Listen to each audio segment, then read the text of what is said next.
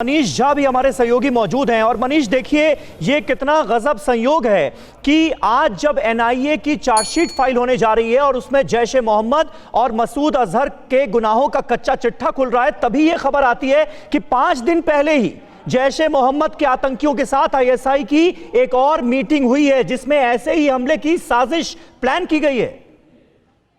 बिल्कुल सही कहा समीर आपने। और हम अपने दर्शकों को बता दें कि एनआईए की जो चार्जशीट अभी जम्मू कोर्ट में दाखिल होने वाली है और उसमें जिन लोगों के नाम हैं उसमें जैश के प्रमुख मौलाना मसूद अजहर के अलावा उसका भाई अब्दुल रऊफ असगर, तीसरा आरोपी जो है वो मौलाना अम्मार अलवी है और चौथा आरोपी मोहम्मद इस्माइल एलियस लंबू। ये 4 लोग तो हैं जो कि पाकिस्तान से ही हैं।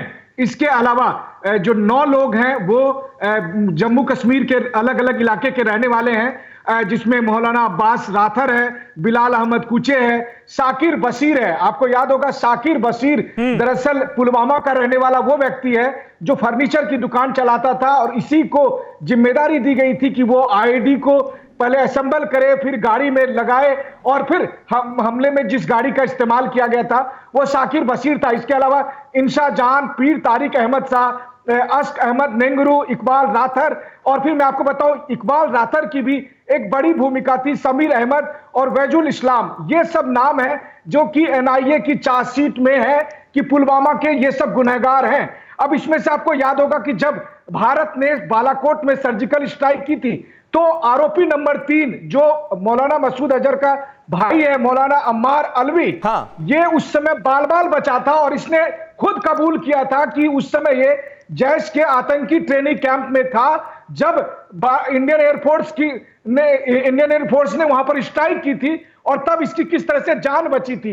तो इन सब लोगों के नाम के साथ एनआईए आज जब कोर्ट में ये डॉक्यूमेंट्स को दाखिल करने वाली है, इसके बाद दुनिया के सामने एक और लीगल डॉक्यूमेंट्स होगा कि किस तरीके से मसूद अजहर के इशारे पर यह कॉन्स्पिरेसी रची गई थी और किस तरह से आईएसआई ने इसमें जो सहयोग किया, एक्टिव पार्टिसिपेशन किया। दूसरी बात है समीर कि यह मैच एक डॉक्यूमेंट नहीं है, इसके साथ साथ जो एविडेंस है, अगर आप इलेक्ट्रॉनिक एविडेंस की बात करें, यानी कि जो फोन रिकॉर्ड किए गए थे उस समय हमारी मिलिट्री इंटेलिजेंस के द्वारा और हमारी इंटेलिजेंस ब्यूरो के द्वारा, वो तमाम चीजें बतौर डॉक्यूमेंट्स इसमें शामिल की गई है, बतौर एविडेंस शामिल की गई है जो दुनिया के हर कोर्ट में इंक्लूडिंग पाकिस्तान जो कि कोर्ट में एज ए एविडेंस एडमिसिबल है। आपको याद होगा कि बालाकोट स्ट्राइक और पुलवामा हमले के बाद पूरी दुनिया ने जिस तरह से भारत का साथ दिया, आज एनआईए के ये सबूत उस दुनिया के भरोसे पर भी एक मुहर लगाते हैं कि हम पूरे सबूत के साथ पाकिस्तान की न सिर्फ दुनिया भर में पोल खोल रहे हैं बल्कि बता रहे हैं कि संयुक्त राष्ट्र के लिस्ट में जिस मौलाना मसूद अजहर का नाम है वो दरअसल पुलवामा का कैसे कितना बड़ा मास्टरमाइंड था और उसके इशारे पर इतना बड़ा बिल्कुल इसीलिए हम कह रहे हैं कि पाकिस्तान के पापों का आज सबूत जो है वो कच्चे चिट्ठे के तौर पर इस चार्जशीट के जरिए सामने आने वाला है। अंकित भट्ट हमारे साथ मौजूद है। अंकित, और क्या अपडेट मिल रही है? और अभी कॉल रिकॉर्डिंग का जिक्र किया मनीष ने भी, तो मुझे याद आता है जैश का एक कमांडर था उमर फारूक, जिसकी भी कॉल रिकॉर्डिंग हुई थी और ये डिटेल्स सामने आई थी कि यही वो शख्स था जो कि इस हमले के पीछे था।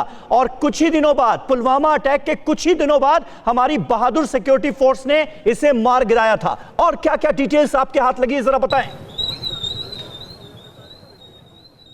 देखिए समीर, एक लड़की है जो इस चार्जशीट में नाम जो है एनआईए ने लिखा है, उसका नाम है इंशा जान। इंशा जान का मेन काम देखिए क्या था, जितने भी आतंकी वहां पे इस पूरे वारदात को अंजाम दे रहे थे उनको खाना प्रोवाइड करना, साथ में लॉजिस्टिक सपोर्ट जो है वो फराम की गई। उसके बाद एक और नाम है इकबाल राथर, मोहम्मद इकबाल राथर। दूसरा नाम मैं आपको बता दूं बिलाल अहमद। एक और नाम है जो एनआईए की चार्जशीट में है मोहम्मद अब्बास राथर। एक और नाम जो एनआईए की चार्जशीट में वसील उल इस्लाम। तो ये तमाम नाम जो है ये कश्मीर घाटी से बिलोंग करते हैं। इसके साथ साथ 11 लोग और इनके साथ पूरी जो चार्जशीट है तकरीबन माना ये जा रहा है कि 11 लोग जो है इस पूरी चार्जशीट के अंदर है।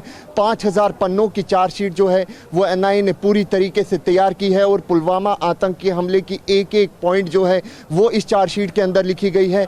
एक और ख़ास अहम बात जो हमारे सामने हमारे सूत्रों ने बताया है कि वीडियोग्राफी जो है वो कोर्ट रूम के अंदर पेश की जाएगी जज साहब के सामने और दिखाने की कोशिश की जाएगी कि किस तरीके से पुलवामा आतंकी हमले को अंजाम दिया गया। और इस चार्जशीट दाखिल होने के बाद जो पाकिस्तान है वो पूरी तरीके से एक्सपोज होता हुआ नजर आएगा। अड़ी सोमवार से शुक्रवार शाम 6 बजे सिर्फ TV9 भारतवर्ष पर।